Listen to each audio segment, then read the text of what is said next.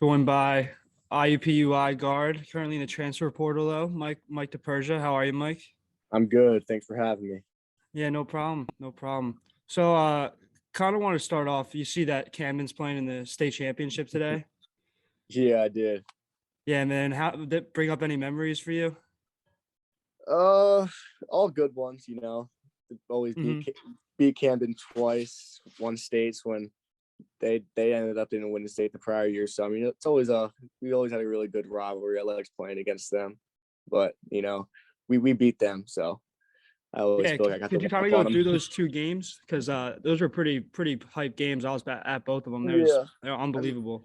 yeah. So we played them 3 times up from my sophomore year to senior year, and every game went to overtime. Every game was decided by 2 points or less. So those are kind of the games you just live to play in. I mean, the atmosphere was awesome. Can't really ask for anything else. The fans really into it. They're the most anticipated games in the area, really. So, I mean, it's all love. It was always fun to compete against them. There's great atmosphere, and luckily we were able to come on top the last couple. So, but some of those games you'll just always remember those. Yeah, the Camden atmosphere is definitely one of the best atmospheres that I ever played in high school because like they were in our conference, so we played against them a lot, and they always had some great players, and like the fans were always so into it. I remember some of them would like pull on my shorts in warm ups and ask me if I was scared. I'm like, nah, but like I don't know why you're pulling on my shorts, bro. Like, Yeah, I mean, if you had to say like your favorite memory against Camden, what would it be? um, I would probably just have to go junior year when I hit the game-winning putback layup. Just we were to win by one, just because we never beat them either. That was the first time our schools ever beat them, so that was a big upset, and that was kind of just the turning point. Um, we ended up beating them the following year too, but beating them my junior year was just like it was kind of like groundbreaking and something we never Mhm. done before. Got past territory that we just never were able to beat. We lost them the previous like 3 years. They were kind of just something we couldn't really get past. Yeah, man, they were a tough team then. They had what it was Lance Ware plays at Kentucky now. They had Woodley. Mhm. I think he was at Penn State. I'm not really sure where he's at now or if he's still at Penn He's at State or yeah, not. he's at South Carolina. He's Yeah, at South Carolina. yeah, he's playing too. Um, Yeah, he was really good in high school when he came. Like, mhm, he could eat rebounds and he can score the basketball yeah, too. and then that was he was there our senior year. Junior year though was Thompson, Greer, a couple other guys. They had some transfers in that were older, but yeah, I mean the team senior year that's when they got Woodley. But yeah, I mean they always had guys transferring. Yeah, it was like every week. It was always like, all right, who's going to be the Who's going to be the player transferring into Camden? It's like this. Yeah. I heard this guy's coming in. This guy it was like always like that. It was kind of annoying. But do you think that the Camden teams that we played against, do you think they could beat the team that is at Camden right now with like DJ and all them? I mean honestly, like obviously they have more star power now. You can see it all the rankings and how Camden's actually ranked high and stuff like that. But yeah, I mean they got new codes, clear everybody out. So I guess it's kind of. I mean, obviously with DJ, they Mhm. were easily trying to make a more national schedule and fill stuff out. But I mean, they had our senior year. They did have a good team. They had ups and downs that year, but I mean, Mhm. they still had a squad. Like, Yeah, but looking back at yeah, that I mean, roster, it's actually kind of crazy how good they were. yeah, The fact that you guys were able to beat them multiple times was pretty crazy. yeah. I mean, and everyone's gonna say like, yeah, our team couldn't hang with them now, or we'd get killed too. But I mean, at the end of the day, I think we could rock with anybody. We were 100%. like we had the size, we could shoot, we could all play, we could rebound. Like it's not like they would just completely kill us in one aspect. It would still be a battle. Hmm. Yeah, I agree. So like this season, I was like watching a lot of your games, and you guys had like what 6 players for a lot of the season, and then eventually you turned down to 5. Like, what happened with that? How did that all happen? Yeah, that was a pretty wild year. I don't think any other. I mean, there wasn't any other D1 team in the country going Yeah. through what we did, but I think we had like 5 or 6 season-ending injuries. And then we had another one of our players went back home overseas due to some family issues. So it was pretty much anything that could have happened throughout the year happened. We got hit with COVID a couple times. But yeah, it got to the point where we only had 6 for the last like month and a half, and it was tough, but I mean, it was still fun. Obviously, if you're 6 guys, you have a lot bigger of a leash, and you're just playing together, playing Yeah. hard. So we kind of that's where we actually got more competitive. We were struggling this year, obviously, but we actually were more competitive, and we won a game with 6, which was pretty crazy if you ask me. But Probably got to be and the we were, first team in NCAA history to win a game with 6 players. It's got to be. yeah, I don't know. You'd be surprised, but I mean, because I mean, other teams might play 6 guys, just Hmm. 6 or 7, but we only had 6 active guys in the roster, so we couldn't even play anybody else. And in our last game of the year, we literally had 5 guys. We played all 40 minutes, so that was a I couldn't confidence even point. imagine how tired you were after playing 40 minutes like every single Yeah, game and practices every single day. What were your practices looking like with only six yeah. I mean, guys? that's a big question a lot of people like to ask, but practices really weren't like practices. We were just kind of a lot of walkthroughs. Like we had our other assistant coaches and some our redshirt guys for our extra guys, and we were just like guarding their offense, just like walking through it, so we knew what to see. But we weren't going through anything full speed, really, not getting like ankles taped or anything, because we couldn't risk we really couldn't risk anybody coming down on an ankle or risking any type of injury at that point. But yeah, I mean, it was fun though. I mean, at the end of the day, you're playing basketball. You had 6 guys. Like, there's really not much else you could to lose, and that's where we actually got better. A lot. Everyone was more bought in together. There's more positivity, but yeah, I mean, it was pretty wild and something that us 6 really are never going to forget. But yeah, I mean, it was pretty fun. Yeah, I feel like this year, especially because of COVID, like teams were more prone to having a lot of guys miss games. Like I know my team in Hmm. the middle of the year, we had like a little COVID outbreak, kind of gave me a chance to prove Hmm. myself a little bit. And like you said, like it was weird. Like those games when we had limited amount of players, like I really think that everybody bought into the team and like we just Hmm. played overall better as a unit.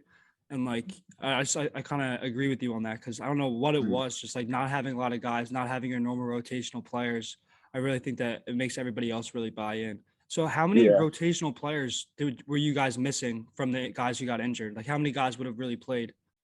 Well, because earlier in the year, we never really got fixed on a set rotation, and like talking to the coaches like later in the year, I mean, good college teams typically try to rely on top 7 or 8 guys, but we never really found that consistency within our like 10, 11 we were playing. So we were playing more guys, like more so limited minutes earlier on, and we couldn't really get in a good flow. I mean, we weren't really winning games even, so it was tough for us to get in a flow and even find those guys that we wanted to rely on and cut our rotation down. So I mean, everybody who even got hurt was playing. I mean, it wasn't like people like they would have been guys who were playing, and even if it was a different 6 that we ended up running with, we definitely could have. The results could have even been better depending on what 6 we had available, because we only had one big out of that 6. Like that was our only guy over 6'4".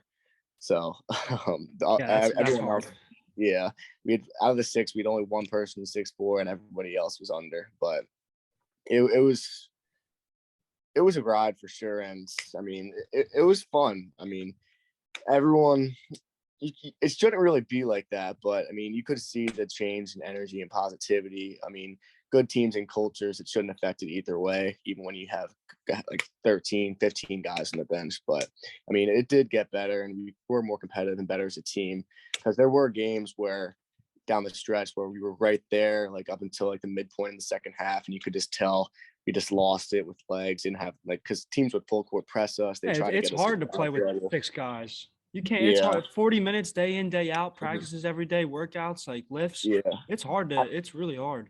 Yeah, and because I mean, you could tell like the teams knew we had 6 guys going into it, so that cart started to go into the game plan. But I'm really surprised that none of us fouled out or anything. We had to play with like 4 guys or 3 guys. Like we played like probably 15 games with 6 guys, and I'm surprised we didn't end up having to go And that path. nothing like crazy happens or anything. Yeah, Last nothing. night, Even with 5 guys, we didn't have to. No one fouled out or anything. I mean, we had guys with 3, 4 fouls like early second half, and nothing happened. So Yeah, we were It was watching surprising. like the Nova game last night, and we're Mhm. like, damn, like these guys got to play back to back to back games. And I'm like, well, then, like, I was like telling my dad, I'm like, Mikey is literally going in playing 40 minutes every game. It goes to practice the next day and goes back to playing 40 minutes the next day. Like, and it's like he has to play 40 minutes. Like, there's nobody else that could even come give him a break. Like, imagine how tired he was feeling. Yeah, I mean, I think your body kind of adjusts to it at some point. I mean, it was tough, especially when you take some falls and stuff like that. You got some body aches, but I mean, after the first week or two of just playing like that 35, 40 minutes, like you got to fight. You know you're playing Mhm. 40, so I mean, you kind of adjust to it to an extent, but I mean, I guess it doesn't really ever get easy, but you figure it out. You find the little things to get some little breaks. Like if somebody falls and you make sure that ref knows the floor is wet, you say, "Oh, this is wet," Yeah. and that just gives you an extra 30 seconds or something. I mean, you ask them to review a foul call or something if someone threw their elbow. I mean, you try to get every little break you can. Yeah, basically getting extra timeouts for you guys. And you guys needed Yeah, as many as possible. I was yeah. And scrolling coach on would, TikTok Mhm. and what were you gonna say? Yeah, well, coach would call timeout strategically too, just to try to time them up where we could using the media timeouts and between his timeouts, he'd give us some breaks. Hmm. Yeah, I was scrolling on TikTok the other day and I saw one of your teammates. He like it was probably from a while ago. He posted a video of the tryout saying like my college team's having a tryout. Could you explain like the tryout and how that all went? Well, there's a little discrepancy over that, but that wasn't actually the tryout. Oh yeah, Um, I was watching. yeah, I'm like, is this actually a yeah, tryout? I was like, no way. yeah. That was just like the rec. They were just playing like rec pickup, like think that club ball or whatever. Hmm. But we actually and they posted tryout like that tryout sheet link like Yeah. that went viral too. I think Barstool posted it, but that tweet went viral when our team did that. And but we actually never ended up even hosting a tryout. Like when we had I six feel like it's guys. hard. Yeah, I mean, when we had a 10-day road trip right before that was right after that was posted, so no one was even home to conduct back at the in the city to conduct the tryout or anything. And for them to actually we were really just looking for practice guys, honestly, and like just in Mhm. case if someone fouled out or anything, because we were just making sure we didn't have to forfeit or lose games. But and then you need to have to like get a physical, EKG, all the stuff. So like it'd probably take like A lot that goes into being a college athlete that people don't yeah, realize, you like medical probably wise. yeah, it'd probably be at least 3 to 4 days to get cleared. And in between being on the road and stuff like that, they'd only be on the roster for like 2 weeks. They don't really know anything. And like at the end of the day, we weren't really trying to have randoms added.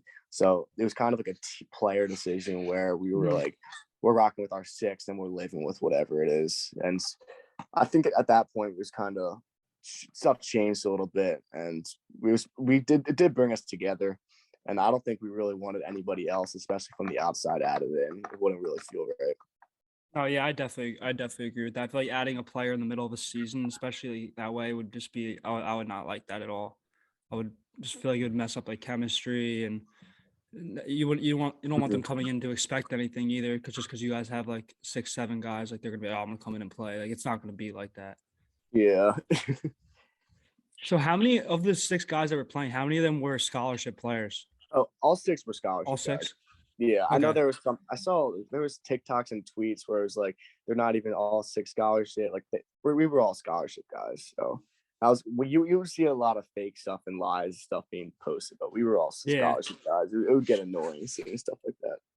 Yeah, I was like looking at them like none of these guys look like they're not scholarship guys. When I was watching one of your games, I'm like, that's like it was Yeah. kind of weird. Yeah, no, yeah. We were all scholarship guys, and everyone was getting time before everything was going before everybody was getting hurt and losing people. Hmm. So recently, just yesterday, actually, right? You entered the transfer portal. Do you have any idea, like any schools that you're thinking about right now? Yeah, I mean, I've been in contact with a good amount. It's kind of early, obviously, especially with Hmm. teams still finishing up the year and kind of finishing what's looking like with who's going to be returning. So I'll probably have a better idea over the next couple weeks to a month. Yeah, I'm not in really a big rush to make a decision. It's kind of a process to see what schools are available and everything, their spots. So I mean, we'll see. Hopefully, I can come a little bit closer to home but you Mhm. know, whatever options I get, I'll looking in depth to every school. So I mean, all my options are open. So you still have 2 years of eligibility left, right? Yeah, I do have 2 years. It was the COVID year that you got back? Yeah, COVID year. Mhm. So, and since you graduated, you don't have to sit out now, right? If you were to transfer somewhere else? Yeah, I actually wouldn't need to sit out anyway, even if I didn't Okay. graduate, because they passed that one-time transfer rule Mhm. last year. I think they passed it last year. So if you can transfer one time from a school and just not sit out right away and just play right away. Yeah, But yeah. yeah, typically if you're a grad transfer, you wouldn't have to sit out either. Okay. And I found one of these tweets on your Twitter the other day. It was speaking it into existence, I will play in March Madness. How much does that still sit and resonate with you? Yeah, I think I tweeted that last March. I think it was last March. Yeah, I mean, honestly, it hasn't turned out so far good so far with these last couple years. But you know, I'm a big fan of and believer in speaking stuff into existence and really believing in in what you do. And if you don't believe it, then it's not going to happen. So I mean, hopefully, I do want to go to like a winning program, winning team, and contribute in any way I can to be a winner and go to the tournament, because I mean that's really what it's all about. Everybody lives to play in March. It's what you watch on TV, and just being a part of that would be awesome. Join here with IUPUI guard Mike DePersia. Thank you, Mike, for coming on with me today. And Appreciate you having me. yeah, no problem. Anytime. I'm gonna end the